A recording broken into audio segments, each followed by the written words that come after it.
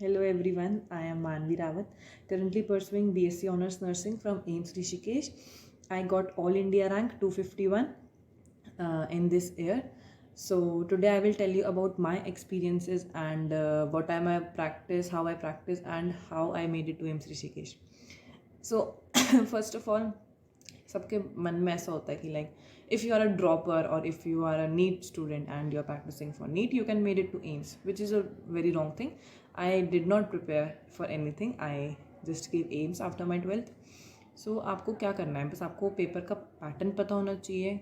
You have to do the smart work like कितने question, सारे question attempt तो करने ही नहीं है. कितने क्वेश्चंस आप अटैम्प्ट कर रहे हो, कितने आपको आते हैं. अटैम्प्ट का रेशियो और आने वाले का रेशियो सेम होना चाहिए. ऐसा नहीं होना चाहिए कि आपने सारे पेपर क्वेश्चंस अटैम्प्ट कर दिए जबकि सारे ही गलत हो. अगर बात आती है कि कहाँ से पढ़ना है, हमें पता है हमें फिज़िक्स पढ़नी है, केमिस्ट्री पढ़नी है, बायो पढ़नी है और जीके के क्वेश्चंस पढ़ने हैं. जीके क्वेश्चंस अगर मैं अपना बताऊँ ऑनेस्टली मैंने नहीं पढ़े थे.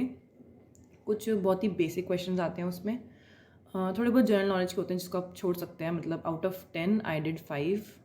ओके, सो मतलब 5 क्वेश्चंस तो आप कर ही लोगे. उसके बाद बायो आपको प्योर एनसीईआरटी, सिर्फ एनसीईआरटी के अलावा आपको कुछ बाहर का नहीं देखना. एनसीईआरटी आपको ऐसी आनी चाहिए कि आपको सब आता है एनसीईआरटी में से. एनसीईआरटी को आपको बिल्कुल भी नहीं छोड़ना है. बायो में डायग्राम्स हो गए, लेबलिंग्स हो गई और वो साइंटिस्ट के नाम हो गए, थ्योरीज़ हो गई, ये सब आपको पता होनी चाहिए. उसके बाद अगर हम केमिस्ट्री की तरफ चलें तो केमिस्ट्री में भी आपको सिर्फ एनसीईआरटी पढ़नी है. एनसीईआरटी में जो भी दे रखा है वो सब आपको बाय हार्ट होना चाहिए. कहीं से भी क्वेश्चन आ सकते हैं, कुछ भी क्वेश्चन आ सकता है. आपको एक्स्ट्रा नहीं पढ़ना. फिज़िक्स के लिए आपको फॉर्मूला बेस्ड क्वेश्चंस जो होते हैं उनकी प्रैक्टिस, उनकी आपको अच्छे से न्यूमेरिकल बेस्ड क्वेश्चंस आने चाहिए. न्यूमेरिकल बेस्ड एंड कुछ फॉर्मूला बेस्ड आ जाते हैं, कुछ डेरिवेशंस आ जाती हैं, मतलब लाइक फाइनल.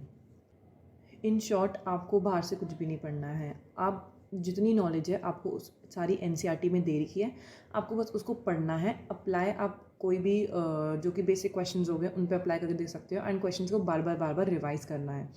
अगर आपने एक बार पढ़ लिया तो उसको छोड़ो मत, उसको फिर से रिवाइज़ करते रहो और देखो आपको कितना आता है.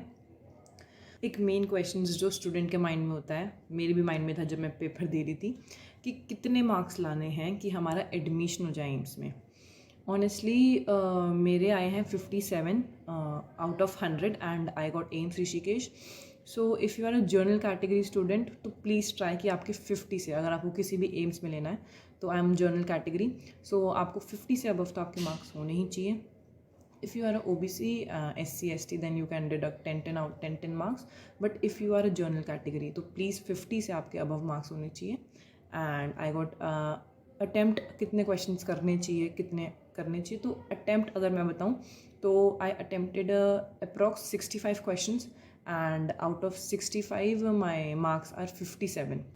सो नेगेटिव मार्किंग होती है, नेगेटिव मार्किंग का ध्यान रखना है. ज़्यादा अटैम्प्ट नहीं करने हैं, अटैम्प्ट उतने ही करो जितने आपको आते हैं. एंड अभी आपके पास बहुत टाइम है तो यू गाइस स्टडी. और जो सबसे मेन पॉइंट है कि जब मेरा एम्स पेपर आने वाला था तो आई जॉइन ऋतिका दी का चैनल. एंड ऋतिका दी के चैनल से मुझे काफ़ी हेल्प हुई. दी ने क्वेश्चंस प्रोवाइड करे, MCQ टेस्ट लिए, जिससे मुझे पता चला कि मैं कहाँ स्टैंड कर रही हूँ. तो ऋतिका दी के चैनल में भी आप बहुत ही अच्छा कंटेंट है, वहाँ से आप क्वेश्चंस प्रैक्टिस कर सकते हैं. एंड ये आज मैंने एम्स ऋषिकेश की, मतलब ये जो हमारा नर्सिंग की ड्रेस है वही पहनी हुई है to motivate all you guys. So keep studying, study hard because this feeling is the best feeling.